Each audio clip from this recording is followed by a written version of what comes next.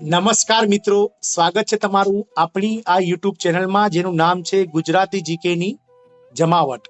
મિત્રો, આજના વિડીયોમાં આપણે વાત કરીશું ખૂબ જ લાંબા સમયથી જે ભરતીની રાહ જોવાઈ રહી છે તે એલઆરડી એટલે કે લોક રક્ષક દળ અને પીએસઆઈ બંને જે સંવર્ગો માટેની જે પોલીસ વિભાગની જે ભરતી છે તેના લઈને સરકાર દ્વારા મિત્રો મહત્વની જાહેરાત કરવામાં આવી છે.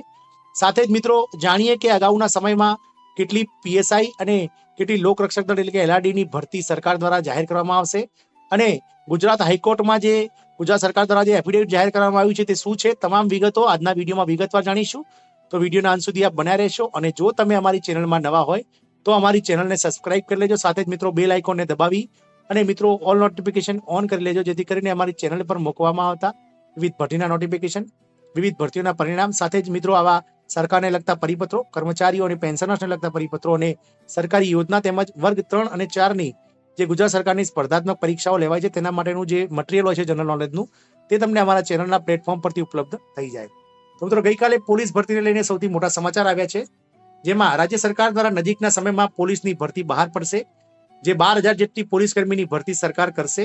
પોલીસ ખાતામાં વિવિધ 23,516 જગ્યા હાલ ખાલી છે એવું સરકાર દ્વારા કહેવામાં આવ્યું છે અને ગુજરાત હાઈકોર્ટમાં પોલીસ વિભાગે આના માટે ગઈકાલે જે છે તે એફિડેવિટ રજૂ કરી છે. મિત્રો, વાત એવી છે કે મિત્રો ગત નવેમ્બર મહિનામાં ગુજરાત હાઈકોર્ટ દ્વારા ગુજરાત સરકારને ટકોર કરવામાં આવી હતી, કારણ કે ગુજરાત હાઈકોર્ટમાં પીઆઈએલ કરવામાં આવી હતી ઘણા ખરા ઉમેદવારોએ દ્વારા કે જેમણે પીઆઈએલમાં સરકાર સામે દાવો કર્યો હતો કે સરકાર દ્વારા જે દર વર્ષે જે મિત્રો બહાર પાડવામાં આવી છે ભરતી કેલેન્ડર, એમાં પોલીસ વિભાગની જે 7,500 થી 8,000 જેટલી જગ્યાઓ વર્ષ 2023માં ભરવાની થતી હતી તે સરકારે 2023માં કોઈ પણ જાતની ભરતી કરી નથી, જેના સામે પીઆઈએલ કરવામાં આવી હતી અને જેના ચુકાદા સામે ગુજરાત હાઈકોર્ટની જે માનનીય જજની જે બેચ છે તેમણે મિત્રો સરકારને જે છે સુવામોટો જાહેર કરી હતી અને સુવામોટોમાં મિત્રો સરકારને જે છે તે મિત્રો આ ભરતી કેમ જાહેર નથી કરી અને સરકાર દ્વારા આના વિશે શું પગલાં લઈ રહ્યા છે તેના માટે એક એફિડેવિટ મિત્રો જે છે તે સરકારને જમા કરવાનું હાઈકોર્ટ દ્વારા કરવામાં આવ્યું હતું.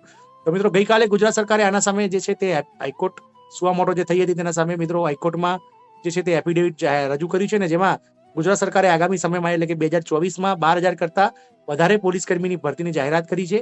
સાથે જ મિત્રો હાલ પોલીસ વિભાગમાં 23,516 જગ્યા ખાલી છે તેવું સરકારે એ એફિડેવિટમાં જાહેર કરી છે. મિત્રો, તૈયારી શરૂ કરી દો. મિત્રો, ગુજરાત પોલીસમાં ભરતી થવા માંગતા ઉમેદવારો માટે આનંદના સમાચાર છે. આવી રહી છે મોટી ભરતી. રાજ્ય સરકાર આગામી સમયમાં 12,000 જેટલી પોલીસ ભરતીઓ કરશે. ગૃહ વિભાગ દ્વારા ગુજરાત હાઈકોર્ટમાં એક સોગંદનામું એટલે કે એફિડેવિટ રજૂ કરવામાં આવી છે. આ મામલે હવે 3 સપ્તાહ બાદ વધુ સુનાવણી હાથ ધરાશે. પોલીસ ભરતી અંગે હાઈકોર્ટે સુઓમોટો લીધી હતી. મિત્રો, ગુજરાત પોલીસ વિભાગમાં જવા ઈચ્છતા યુવાઓ માટે સારા સમાચાર મળી રહ્યા છે. રાજ્ય સરકાર આગામી સમયમાં 12,000 જેટલી પોલીસ ભરતીઓ કરશે. ગૃહ વિભાગ દ્વારા ગુજરાત હાઈકોર્ટમાં એક સોગંદનામું રજૂ કરવામાં આવ્યું છે. આ મામલે હવે 3 સપ્તાહ બાદ વધુ સુનાવણી હાથ ધરાશે. પોલીસ ભરતી અંગે હાઈકોર્ટે સુઓમોટો લીધી છે. મિત્રો, અગાઉ ગુજરાત હાઈકોર્ટે પોલીસ ભરતી અંગે માહિતી આપવા સરકારને આદેશ આપ્યો હતો. વર્ષ 2023ની સ્થિતિ મુજબ ખાલી પડેલ જગ્યા ભરવા આદેશ આપવામાં આવ્યો હતો.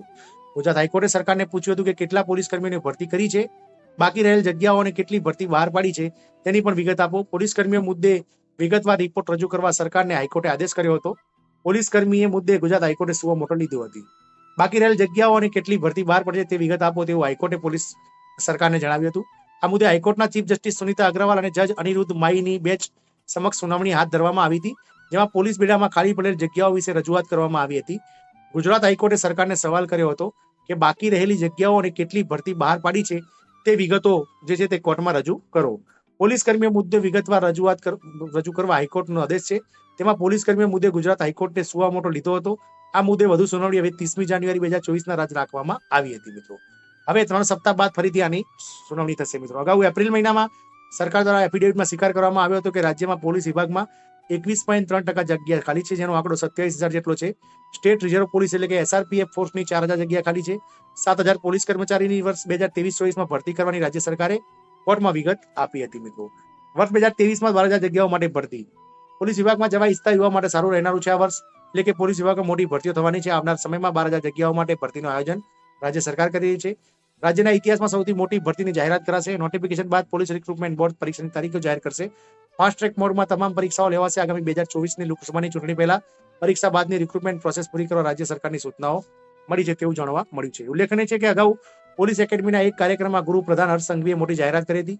પોલીસ પસંદગી નિમણૂક પત્ર કાર્યક્રમમાં ગૃહપ્રધાન હર્ષ સંઘવીએ નવા વર્ષમાં પોલીસ વિભાગમાં અનેક ભરતીઓ જાહેર થવાની મિત્રો જાહેરાત કરી હતી, જેમાં ગુજરાત પોલીસ ભરતીને લઈને હર્ષ સંઘવીએ જણાવ્યું હતું કે આગામી સમયમાં ગુજરાત પોલીસમાં 300 જેટલા પીએસઆઈ અને 9000 જેટલા લોકરક્ષક એટલે LRD ની ભરતી કરવામાં આવશે. તો મિત્રો આ જે છે તે ગુજરાત હાઈકોર્ટ દ્વારા મિત્રો જે સુવામોટો લેવામાં આવી હતી તેના સામે ગુજરાત સરકારે જે છે તે સગનનામું એફિડેવિટ રજૂ કર્યું છે અને ટૂંક સમયમાં ગુજરાતમાં મિત્રો 12,000 જેટલા LRD, જેમાં પોલીસ વિભાગના કોન્સ્ટેબલ, બિન હથિયારી, જેલ પોલીસ, SRPF અને મિત્રો જે છે તે PSI ની પણ જગ્યાઓ જે છે તે આવવાની સંભાવનાઓ છે. મિત્રો ટૂંક સમયમાં એટલે કે ફેબ્રુઆરી મહિનામાં જ મિત્રો ક્યાંક ને ક્યાંક આનો ચુકાદો આવી શકે છે અને માર્ચ એટલે કે ચૂંટણી પહેલા જે છે તે મિત્રો ભરતી માટેના જે નોટિફિકેશન છે તે બહાર આવી શકે છે. મિત્રો આશા રાખીશું કે પોલીસ વિભાગની તૈયારી કરતા અને પોલીસની ભરતીની રાહ જોઈ રહેલા જે ઉમેદવારો છે તેમના માટે આ ન્યૂઝ ખૂબ જ આનંદના હશે તેવી આશા સહ જય હિન્દ અસ્તુ.